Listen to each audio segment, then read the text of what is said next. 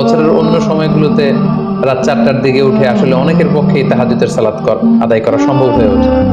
যেহেতু রমাদানুল মুবারকে সাহারি খাওয়ার জন্য আমাদের উঠতেই হচ্ছে, সাহারি খাওয়ার পরে আপনি ওযু করে আপনার সুবিধা মতো 2 রাকাত 4 রাকাত তাহাজ্জুদের সালাত আপনি আদায় করুন। তাহাজ্জুদের সালাতে সিজদায় পড়ে আপনি আল্লাহ তাআলার কাছে আপনার মনের আকুতি আপনি তুলে ধরুন।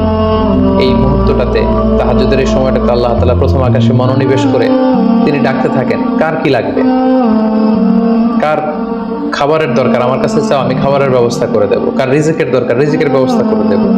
কার সফলতা দরকার, আমি আল্লাহ তাআলা সফলতা 3 মুস্তাজাব, 3 ব্যক্তির দোয়া আল্লাহ তাআলার কাছে কবুল হয়ে যায়।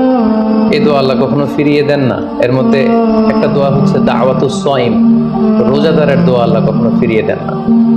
দাওয়াতুস সাইমি মাকবুল, এটা আল্লাহর কাছে কবুল হয়ে যায়।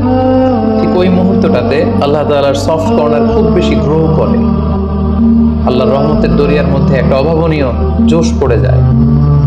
আল্লাহ তাআলা এই দৃশ্যটাকে খুব দেখতে পছন্দ করে যে বান্দা সামনে খাবার নিয়ে বসে আছে, শরবত নিয়ে, পানীয় নিয়ে বসে আছে, ক্ষুধায় তৃষ্ণায় সে জর্জরিত, সে চাইলেই সামনে থেকে নিয়ে মুখে তুলে খাবারটা খেতে পারে, কিন্তু সে আমার ভয়ে খাচ্ছে না।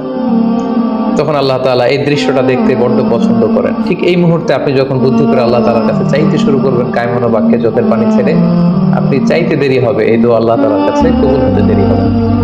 তাই এই ভুলটি যেন আমরা না করি, এই বরকত যেন আমরা মিস না করি। প্রতিদিন খেয়াল করে, সম্মানিত দিনী ভাই এবং বোনেরা, খেয়াল করে ইফতারের পূর্ব মুহূর্তে দোয়া করুন। আপনার কি চাহিদা, আকুতি মিনতি আপনার কাছে আছে, আপনি পেশ করুন।